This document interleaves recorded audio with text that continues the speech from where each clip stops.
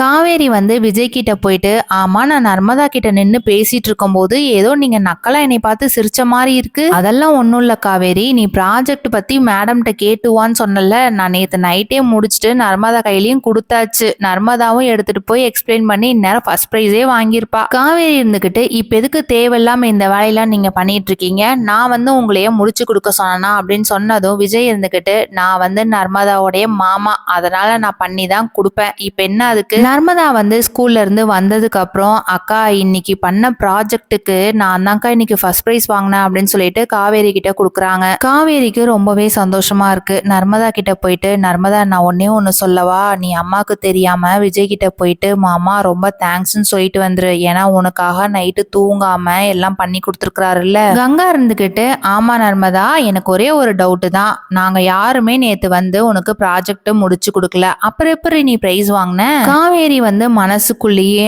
ஆஹா அக்காவுக்கும் இப்ப தெரிஞ்சு போச்சு, நம்ம என்ன பண்றதுனே தெரியலையே அப்படின்னு சொல்லிட்டு திருன்னு முழிச்சிட்டு இருக்காங்க. தாத்தா வந்து விஜய்க்கு போன் பண்ணிட்டு, என்னப்பா விஜய் எப்படி இருக்கிற, நல்லா இருக்கிறியா, அங்க இருக்கிறவங்க எல்லாரும் நல்லா இருக்கிறாங்களா, முக்கியமா காவேரி எப்படி இருக்கிறா. அவெல்லாம் நல்லா தான் தாத்தா இருக்கிறா, நான் தான் எல்லாத்துக்கிட்டையும் பேச்சு வாங்கிட்டு இருக்கிறேன், என்ன பண்றது, காவேரிய கையோட கூட்டிட்டு வரணும்னு ஒரு முடிவுல இருக்கிறேன். விஜயும் காவேரியும் கூடிய சீக்கிரத்துல ஒன்னாயிட்டு எப்பயும் போல இருந்தா நல்லா இருக்கும்னு நினைக்கிறவங்க இந்த வீடியோக்கு மறக்காம ஒரு லைக் போட்டுக்கோங்க. தேங்க்யூ.